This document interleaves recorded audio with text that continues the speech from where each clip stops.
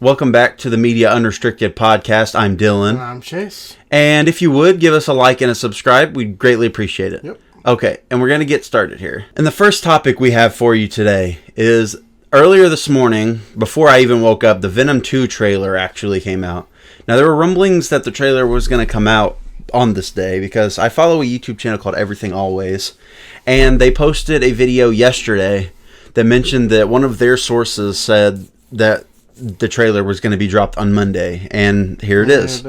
And the trailer was pretty good for what it was. Yeah, I mean, it was a fun trailer. As you can see, this is the look of Carnage we have that they gave us in the teaser trailer. Looks pretty solid. I like it. I like the look. Yeah, it looks pretty solid.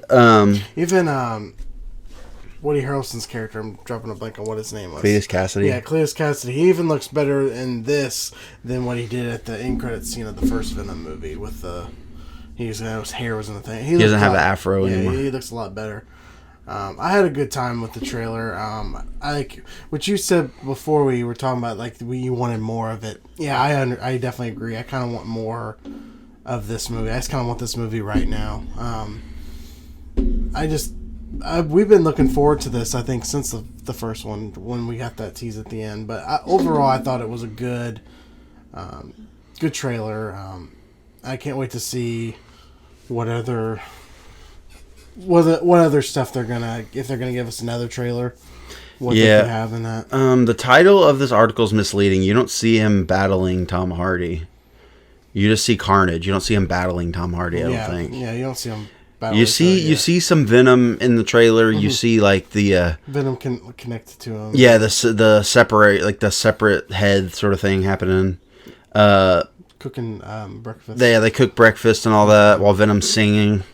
Just like all of that kind of stuff. I like the end where he's talking to Miss Chen. Yeah. Yeah. It was good to have her back, and then about the I'll eat Miss Chen. What? I thought that was fun. It was just a good overall. It was a good first trailer. I think this movie comes. I know it said this year. I can't remember. I know we've talked about it before. But I think it's October or November, so I can't wait for that to show up. It's going to be great, I think. All right, the next topic we have for you is that about a week and a half or 2 weeks ago, because we didn't do a show last week, Marvel announced their release dates for their Phase 4 movies, and we also got a first look at the Eternals. Now, another thing that I don't think I brought up here that happened was that Loki got moved Loki got a few more trailers actually over I think he got 2 trailers over the last week, and it also was announced that they moved their release date up to June 9th. Yep, I think it's a Wednesday, and they're moving to Wednesdays instead of the normal Marvel Fridays. Wednesday is the new Friday, which a lot of people think might have to do with that the Star Wars Bad Batch comes out on Friday and they don't want it to clash with that, which makes sense. Yeah. But anyway, with that, like I said, with that, we got the confirmation that Black Widow's coming out in July. We got a first look at the Eternals, which you can see in these two pictures right here. You can see the dude from Game of Thrones. They have their names down here. Richard Madden, that's his name. Kumail Nanjiani's character over here. Don Lee is over here. He's cut off. He was in Train to Busan, if you saw that. He was the dad, or the husband of that, the dick sort of husband. Oh, yeah. If you remember. That became the dude's friend towards the end before he died. That's Angelina Jolie. Spoiler alert, I guess. Yeah, Angelina Jolie, and then Gemma Chan. And then Brian Tyree Henry from Godzilla vs. Kong is in here, too. Okay. Yeah, he plays a guy named Phastos. Whoever that is. So, got some more images right here. There he is. Yeah, he's right here. That's cool. Didn't know he was on this movie till right now. I don't think they gave us a release date for that yet, though. But other than that... That comes out November. Yeah, I think they just said November 2021. No date, actually. But the Shang-Chi and the Legend of the Ten Rings got a release date of September 3rd, which I think it might have already been announced. I was at Walmart earlier today. The merchandise is starting to get out. That's what a lot of people have been saying. The teaser also confirms the release dates for upcoming movies Spider-Man No Way Home for December 17th, yep.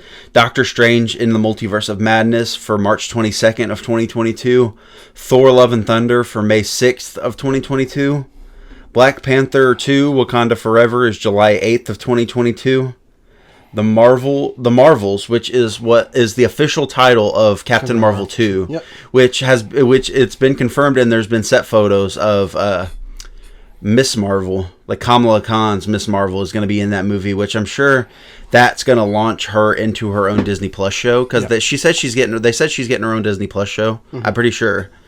So I don't know if they're introducing her in the Disney Plus show first or this movie first. I think the movie, right? I think the movie first, and then they go to the show. Okay, and then the show is probably going to go into like backstory and stuff, yeah. maybe. That's November 11th. Ant-Man and the Wasp: Quantumania will be February 17th of 2023, and Guardians of the Galaxy Volume 3 will be May 5th of 2023. And according to James Gunn, he said that's Guardians of the Galaxy 3 is on track to start shooting soon, and yep. they're going to get started on that soon. He said that's been confirmed. I think it starts, actually next week. Yeah, something like that. I think that's what I saw. And I mean, that's pretty much it. We got a pretty big slate of Marvel movies coming up, sequels. And it's great to see that. Great to hear about all that. I mean, because I feel like it's kind of in that perfect, like, you get a movie, you wait a couple months, you get another one, wait another couple months, you get another one, and so forth. And that's what I like to see. I'm glad we're definitely getting back on track where we can get these Marvel movies, because it's been a while and I feel lonely without them.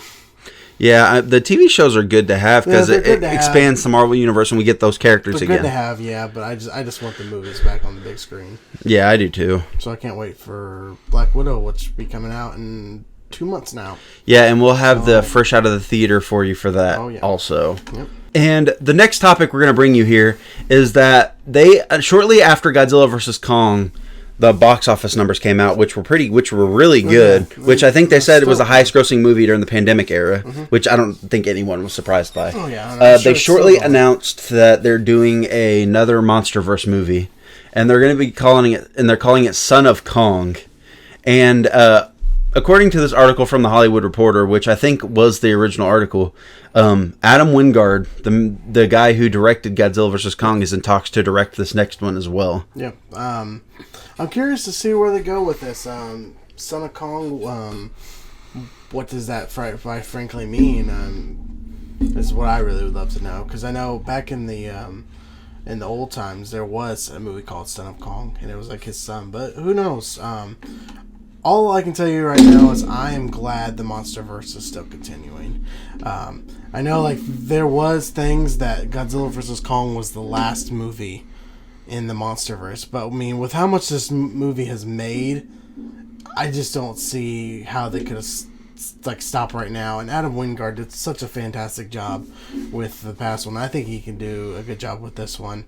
But I just know a lot of people want more Godzilla and less of Kong, but yeah. But no matter what, I'm just happy to see this continuing, and I hope for the same success as Godzilla vs. Kong did. I hope people continue just to come out and see the movies. Yeah, I do too. I've been having a lot of fun with this series. Yeah. As somebody who's not a fan, like a super fan of like kaiju movies like Chases, or our friend Jacob is, this could be a good movie too. Yeah. Because like down in the center of the earth where we saw Kong go at the end of the movie, I can definitely Hollow Earth. You can definitely see there's probably there, and the fact that that's where Kong's tribe or whatever originated from, mm-hmm. and that's where he came from. It's definitely possible, in my opinion, that there are other Kongs down there that we didn't see. And especially, obviously, a female one that he can mate with. There's a lot of thing. What I always just want to know after that movie, what is down there in Hollow Earth? Because I know there's things that we haven't got to see just yet. But yeah, these are just fun movies, and like I said, I'm just glad that they're continuing, and I hope people keep turning out, because I know Godzilla King of the Monsters, and all the other ones before it didn't get the numbers, probably the greatest of numbers, but I just want people to keep showing out, because all these movies are just movies you go in, turn your brain off, and just have a good time with it, because just keep these movies coming, because I want to see Pacific Rim versus Godzilla or somebody. Yeah, I think we reported on that. We reported on that a few weeks ago. I would love to see that come to somewhere down the road. But yeah, I mean, Son of Kong, that's more news to hopefully come down the line for you. All right, and this is some kind of interesting news. This isn't really like huge news, but it's news that I think needs to be reported on, especially Chase, since he's the one that let me know about it. Emily Blunt and John Krasinski are asking Paramount for money after Quiet Place 2's theatrical window was shortened. Now, as with like Warner Brothers and everyone else, like they're allowing these movies to be in theaters for a certain amount of days, and they're going to put them on their streaming services. Well, what's happening with this is that Paramount is only allowing A Quiet Place 2 to be in theaters for 45 days. And then after those 45 days are up, it's pulling it out of the theaters and putting it on their streaming service, Paramount Plus. And that's basically what this whole article is about. Is John Krasinski, since he's the director, and Emily Blunt, since she's the main star, and his wife, they want to be paid up front for this movie, especially since it's not going to make money after the 45 days because it's going to Paramount Plus. Yeah. So they just want that money up. They just want that money, so they don't get shafted later on down the road. And you gotta understand. I mean, you make this movie, and this movie, Quiet Place 2, is I feel like it's had a hard time since the pandemic because it was supposed to come out. It's changed several times. This is like, because I saw this today, this was 45 days only in theaters. I mean, that's crazy just to know. So what is that? Because it comes out, I think, Memorial Day week. Yeah. So it'll be out of theaters by a little after July. Yeah. And that's just crazy to me, thinking that, I guess they're, like you said, trying to get their money so they don't get shafted on this, but I guess it's also for other people. If you want to see Quiet Place 2, you only have 45 days before it goes to Paramount Plus. So, because that was, I don't believe they came up forward and guest star Jeter. Yeah, I don't think they came out front and said this was happening. And like I said, this is the first thing I ever heard of this, even that it was only going to be 45 days. I had no idea that they were doing that, but I hope they get their money because, I mean, they deserve it for all the work that they put into the film, and definitely to get shorted on that because everybody else is getting their money but I hope they get their money because Paramount, please pay them. Please pay Jim Halpert. And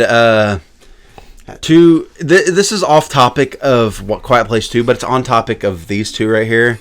Fans have been wanting these two to be Mr. Fantastic and it's Mr. Fantastic and Sue Storm. I think her name is. Yeah.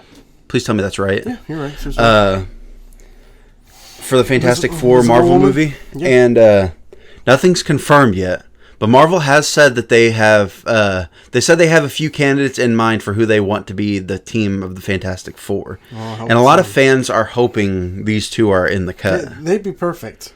Definitely, John Krasinski. He looks straight up just like him. So does Emily Blunt. I'd be definitely forward for them being that. So hopefully we'll have news to report on that soon because we'll definitely have to bring it to you. All right, and our next topic here involves Spider-Man No Way Home and Andrew Garfield. Now, for like the last week or 2 weeks, he's been doing rounds, I think, for a new movie that he has coming out. Like, he's been doing the rounds of like interviews and stuff. And he went on a podcast. I'm going to see if it's listed here, but I just can't remember what the name of the podcast was. It was the original podcast they don't have it listed on here. He was on a podcast where he vehemently basically denied getting a call about No Way Home, about getting a call from No Way Home. And he basically didn't even deny it, really. He just walked around the question. Like, he said, I didn't get a call, but that's not a straight-up denial. But then, a few days ago, he went on a different podcast and clarified some things. He said, "This is what he said right here. I've heard all the rumors of everything, and to be frank, I think it's a really cool idea. But as a fan, just as a pure fan, it's a really cool idea. But yeah, as I've said previously, it's not something that I hate being given the responsibility of disappointing people. It's not something that I've been asked about or anything like that. But never say never. Again, that's not a yes or no. No. That, yeah, like this article says, a denial followed by a never say never. Andrew Garfield, you son of a bitch. And then this also continues with, most people feel he has been lying, so I end this trilogy. So the guy who wrote the article says that he's ending this trilogy of articles admitting that maybe we will see him in Spider-Man No Way Home. Never say never, he guesses. And I mean, that's pretty much it to the story. I mean, he originally denied. Yeah.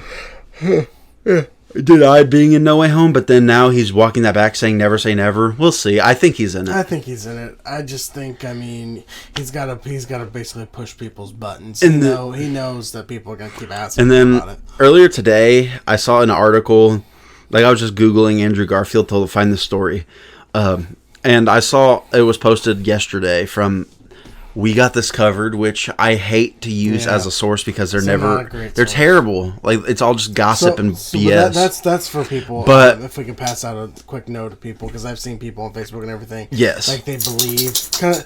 When you see a We Got This Covered article, hey. Special guest Jeter right here. We Got This Covered article, please take it with a grain of salt, because the majority of all of it is kind of just like the I don't want to say you can't trust everything, because I've fallen into that. You just gotta make sure. Definitely, I guess what I'm looking for is like research other articles and make sure that they're right. But go on to what you were talking about. Yeah, We Got This Covered.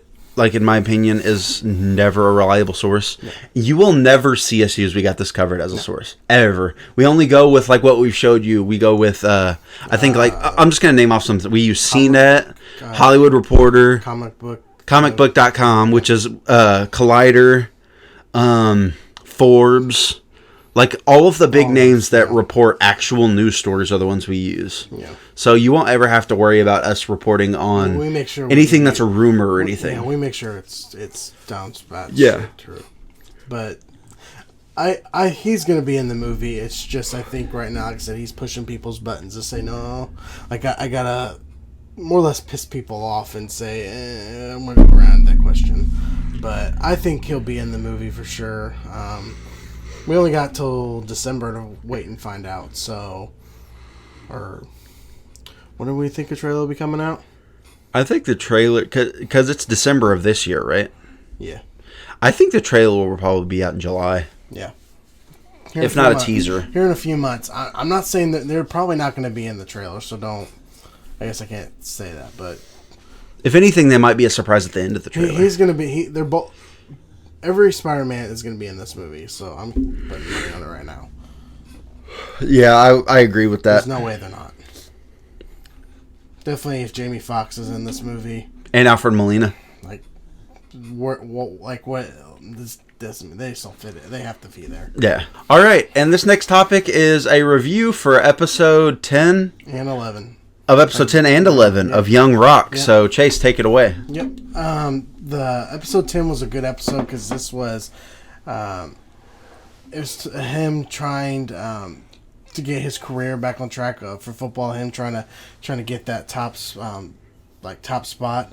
It's got Warren Sapp, if everyone knows, one of the great players. Even Bucks player. Even Ray Lewis. I didn't know Ray Lewis played for Miami University, the Hurricanes. Really? Yeah. But yeah, it's him trying to, like I said, get back to back into shape and getting back to a spot, which he doesn't.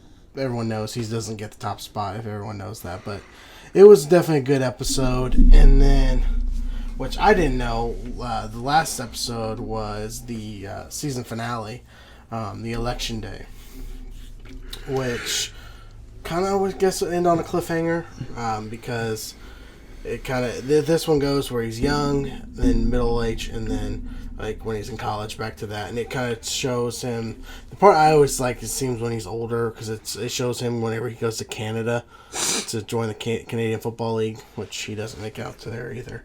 But overall, it's a good first season, yes, because there is going to be a second season, which I don't know. I think I'm a little surprised why there's a second season, because I kind of wish what they would have done with this thing is make it other people go from now, then they go to somebody else and you hear about their thing, and then something like that. I wish they would have done it that way, but I'm looking forward to seeing what season 2 thinks, because did he win the election or did he not? Because they didn't leave you where he did. But the last a minute or so of this actually has where it's him and his mom. The whole segment was unscripted. And it talks about kind of his dad and everything. It was a touching moment. It was good. But yeah, so Young Rock is over with. So till next week, we'll have Superman and Lois reviews for you. So until then, that's all for Young Rock. Yeah, Young Rock. Till, I guess, probably next year maybe for season 2. All right. So as many of you know, a few days ago, we got another teaser for Stranger Things 4, they're calling it, season 4, Yeah. This pretty much was just a teaser of 11's past. Because it like the article says, it gives a glimpse of young 11 and Dr. Brenner. And throughout the trailer, it just says, 11, are you listening? Mm-hmm. And, I don't understand why they're doing this. This trailer to me was a huge missed opportunity. Because why are we getting more? Why are we getting backstory? I thought we had enough backstory in season 1. We know what happened to her. I thought I saw that this new season is going to go deal with time travel. Which what? I'm not too good why? at that, but I mean, I feel like we should have got definitely a better trailer. The last trailer we had, which was showing the Hopper one. The Hopper one. That one was good. That was, but this one was just kind of do you need it? I mean, I'm going to watch Stranger Things 4, don't get me wrong, because I enjoyed everything we've got so far. But if this is all the season's going to be about, do we have a reason to care? I know, do we have a reason to really give a crap? Because, we know everything will happen in season 1, because more or less season 1 was more or less all based around this. So, I hope it's not the full thing, and I hope it doesn't deal with time travel, because you're running out of ideas. Yeah, again, I'll reiterate what I said. We don't need more 11 backstory. I think we've had plenty of her backstory. We've had enough. We've been inside the facility that she was held at in the first or second season. Mm-hmm. We know where she was held at. We know why they took her, because she has powers and they were trying to control her. What other kind of backstory do we need for this? I'd say just let the past go and just focus on where you're moving the show in the future. And definitely thing is, we know everything that's happened to her. With Dr. Brenner, we know it all. Yeah, she escaped, and then she's with Mike now, and just, I don't know. Please don't go. Because we saw the destruction of where she was at the end of season 1 with you remember what's his name, played by what's his name? He was Rudy. Remember him? I think that was season 1. Yeah, he was in season. Wasn't he in season 2? He was in season 2. Season 2? Well, it's just I think that's where we saw that place, because that's where she was being held, that hospital or whatever. They have to go back. Yeah. So we saw that already. We don't need any more. Yeah. Sorry for the rant, but it's a huge missed opportunity that they don't take advantage of. It's stupid. Just continue where season 3 left off. Yeah. I can't even remember where season 3 left off. It seems so fucking long ago. Wasn't it Will was moving away and everybody else was sad? That's right. Yep, that's right. Why can't we just go from there? Do we need more of this? No. Yeah. I'll still watch it, and we'll give you our thoughts for sure whenever Stranger Things 4 comes out, which I have no idea. Yeah. All right. And our next topic here is they released the full trailer for the Rugrats show on Paramount Plus, and the trailer is good. A lot of people think the revival is exciting, but some people think that the CGI looks terrifying. I think me and Chase are both in the minority there. We think the animation looks great. Yeah. I think it looks good. I like it a lot. It brings back a lot of memories of watching Rugrats as a kid. I think this trailer looks like a lot of fun. Like I said, it just feels like, I mean, Rugrats is back from our childhood again, and I know they've changed some of the voices, but some of them are still the same, I think. So, I like this trailer a lot, and it comes out May 27th on Paramount Plus.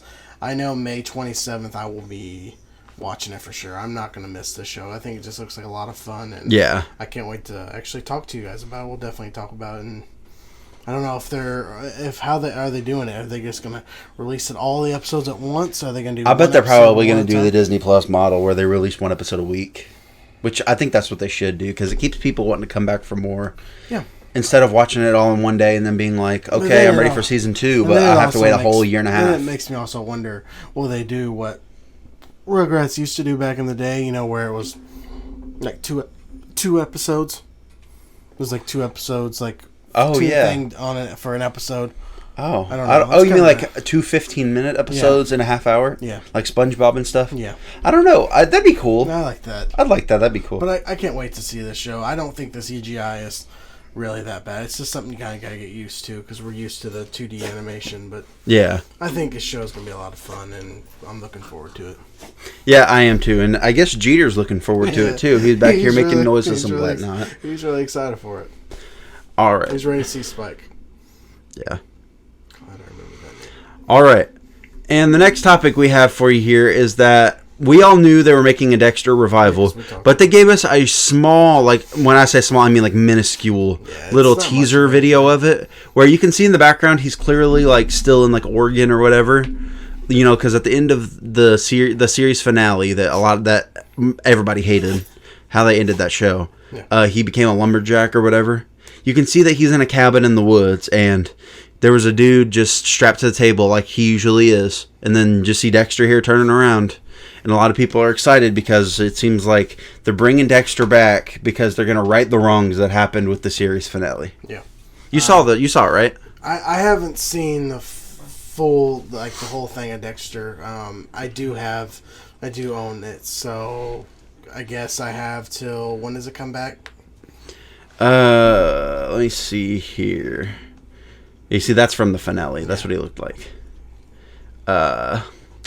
This fall is all it says. Okay, so I have till this fall to catch up on 8 seasons of it. So I'm definitely going to make that my thing. I'm definitely going to try to watch it because I've always wanted to check out the show. I always thought it had an interesting premise. So, but yeah, I know I did see this teaser though. But I mean, yeah, it's very much, I won't say much of anything, but I mean, you kind of get what the picture goes with. But I think it's going to be a good show.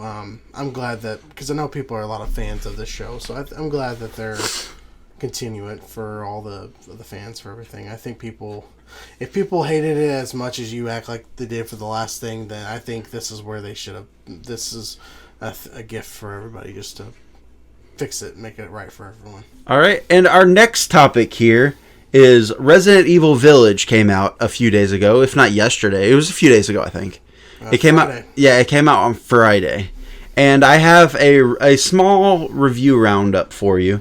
From what I've seen, a lot of the fans said they like the game. It reminds them a lot of Resident Evil 4. The only thing they didn't like is the lack of horror. That's what I've heard. But anyway, I'm going to get into some critic reviews here. This is from Windows Central.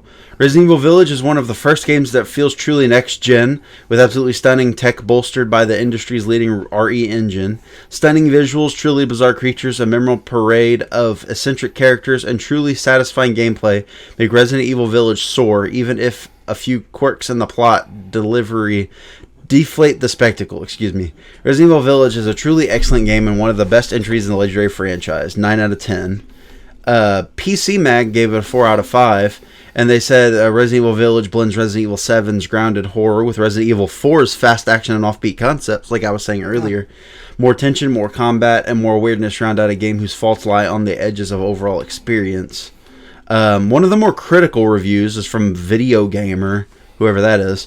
They said they gave it a 5 out of 10. They said, I wonder when it comes to Resident Evil Village if it would have been better off as a new IP. The answer, in financial terms at least, is no. Still reaching the credits, I sat back exhausted and disappointed at where the series had ended up. In Kamiya's final journal entry, he reflected on the change brought about by Mikami, whose services we really could have used here, saying, I easily went into the world of devils. Indeed, I wonder if we can so easily make our way back. And then a slightly more positive review was from Pure Xbox, who said Resident Evil Village may not quite live up to the highs of its terrifying predecessor, but it's still a solid entry in the long-running series that's well worth checking out. He said Eastern Europe makes for a fantastically atmospheric and surprisingly open setting here. It's chock full of delightfully oddball characters and features a handful of properly entertaining set pieces to blast through. There may well be a few rough edges with a rather painful protagonist, Ethan Winters from Resident Evil 7, and some duff boss battles to contend with, but overall this is one truly messed up village that's well worth a visit. And then, just to leave it off with, Skill Up said recommend, and then it said even though he didn't like it very much. So I guess they read his full review, he recommended it, but they say he didn't like it that much. But overall, like, it seems pretty positive for Resident Evil Village, which I'm happy about because I was pretty hyped about this game when I heard it was coming out because, like, I never played Resident Evil 7 myself. Did you play it by yourself? I never played it myself. I just saw gameplay of it online, and it looks to me it looks like one of the best in the series. Yeah. I definitely want to try to play it myself one time. But I'm glad Resident Evil 8 is like a good successor to Resident Evil 7, and I really love the fact that a lot of people are saying that it gives them Resident Evil 4 vibes, because I can definitely see that with all the trailers and stuff, with like the drab village setting and like all the wire fences and stuff like that on the ground in snow. Like, I can definitely see the Resident Evil 4 vibe they're going for. Yeah, I need to get a chance to play Resident Evil Village. I did play Resident Evil 7 and beat it, and I had a blast playing it. I think I beat it in it was like 5 days, I think. It was a fun game, and I like that it went the first-person aspect. I thought that was a nice change, and the trailers for this looked like it was a lot of fun as well. So I'll definitely have to play it, and I'm glad people enjoyed it because, I mean, we need to keep on the Resident Evil franchise because they're fun games to play, and they're better than the movies, so keep the games, throw away the movies. How's that sound? Yeah. Yeah, but, I mean, I'm glad people definitely enjoyed it. A lot. Yeah, I guess Judah enjoyed it too. Maybe he played it. Yeah. And that's going to be it for our main topics. Yeah. But we have another segment coming up. Just stick with us. Oh,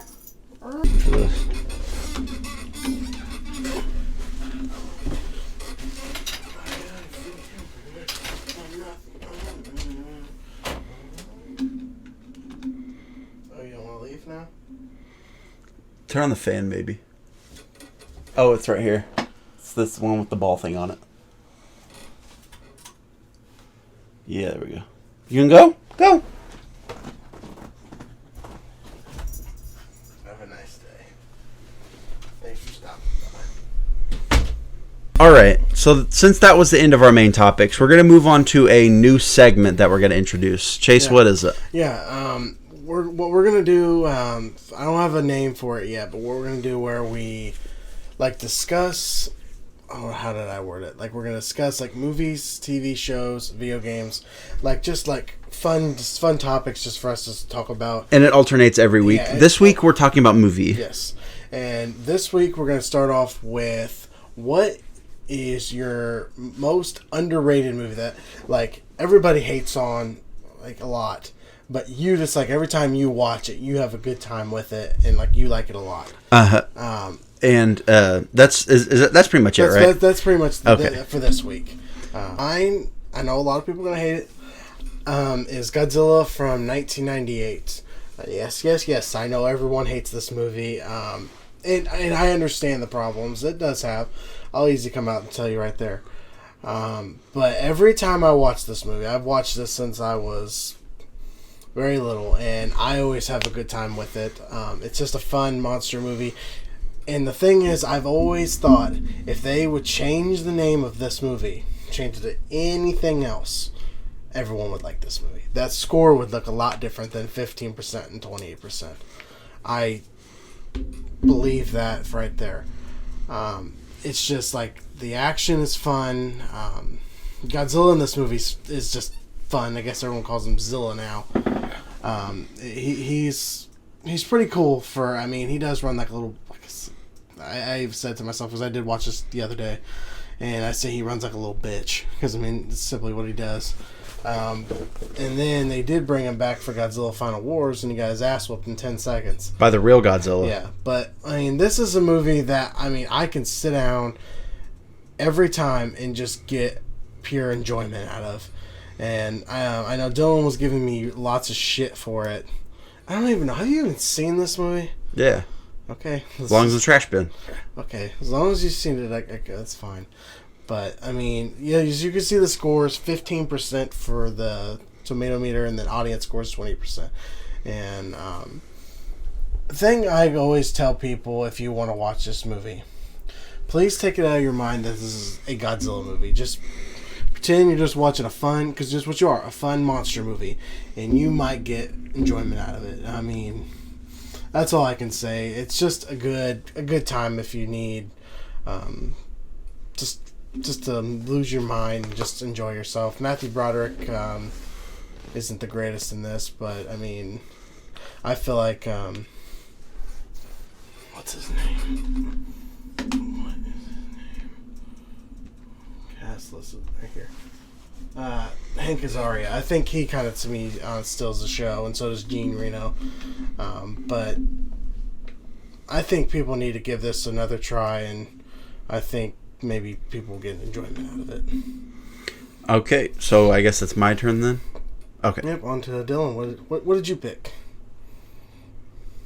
I chose Armageddon, also from 1998, and this one's directed, I think, by Michael Bay, we said? Yeah, Michael Bay. This one is, it's underrated, yes, but it's underrated critically. Yeah. From what I've seen, like, just normal everyday people who aren't critics actually really love this movie, which maybe might not make it underrated, but it makes it underrated to me mainly because Rotten Tomatoes and just film scores in general hold critic scores higher than audience scores, which doesn't make any sense to me because these movies are made for the audience, not for critics. Yeah. Like, every single movie is made for the general viewing public, not for just these in particular critics who are rating these movies less than 40% when the general movie-going audience usually rates these movies like 7 to 8. Like, you can see here, 73% audience score on Rotten Tomatoes. Yeah. Like, that's pretty much where I would put it too. So, like, I think it's underrated in that sense. And, like, this is, like, everyone who's... I've always been a huge fan of, like, end of the world kind of stuff. Yeah. Like, end of the world movies and TV shows and whatnot, because it's interesting to see how people react and, like, what they do and, like, all that stuff, you know? It's like 2012. Like, it's just one of those... Yeah. Like, fun movies. Disaster movies, I guess. Yeah, disaster movies. Yeah, but, like, this is a fun movie with, like, good heartfelt moments in it and big names great cast. Ben Affleck, Bruce Willis, Tyler, Steve Buscemi. Remember him? Yeah. Steve Buscemi. Like, I'm going to go down to the cast list here. Will Patton, Peter Stormare. Billy Bob Thornton. Yeah, see, like, it's got a great cast. Yeah. And, like, it's acted really well. And I haven't fully seen, like, I've seen bits and pieces of it, but, I mean, every time I've seen, like, pieces of it, I've had enjoyment of it. It's just one of those, like you said, a disaster movie. It's kind of like a monster movie. You go in and you just kind of, like, turn off your brain for 2 hours and 30 minutes and just have a good time with it, because you just know it's just, that's what Michael Bay was making it for. Just explosions and just pure fun. If I had to come up with another one, too, sorry to cut you off, because I saw another thing on here, Batman Forever. I know Batman Forever gets a lot of crap. Is that the... That's the one with Jim Carrey as Riddler and... That's not George Clooney, is it? No, that's... Batman. Oh, are you talking about Val Kilmer? Yeah, Val Kilmer. Oh, okay. Yeah, I haven't seen that one. That is an underrated Batman movie. That one is, like, a lot of fun. I watched that one while I was a kid. I really like that one. But getting back to what you said with Armageddon, though, like I said, I mean, you can't really find a lot of these, like, disaster movies with this big of a cast.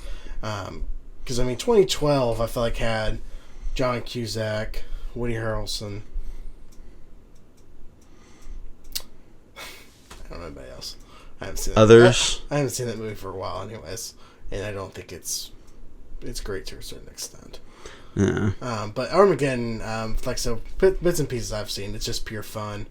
You got Ben Affleck at his prime, so if you ever want to see a good Ben Affleck movie, I think this is where it starts. Or Phantoms. Jen's on Bob will tell you about that one. Yeah, and I think that's pretty much going to be it. Yeah, that's like I said. This will be a weekly thing where we just. It could be different things. I think next week we'll maybe try to find underrated video game. Was our underrated game that we like? I don't know which my movie is right now, but I think that's what we'll go with next week. All right, and I think that's going to do it for this week's episode of the Media Unrestricted podcast. If you liked it, please be sure to give us a like. Let us know down in the comments what your underrated movie would be. Or if any thoughts on any of the topics. And any thoughts on any of the topics that we went over today. Give us a subscribe if you haven't yet. We would really appreciate it. And press the bell for all notifications. Yeah, please follow us on all our social media pages, Facebook, Instagram. I will make a Twitter here pretty soon. Yeah. So please stay tuned for that. But we thank you for following us, and we'll see you next week.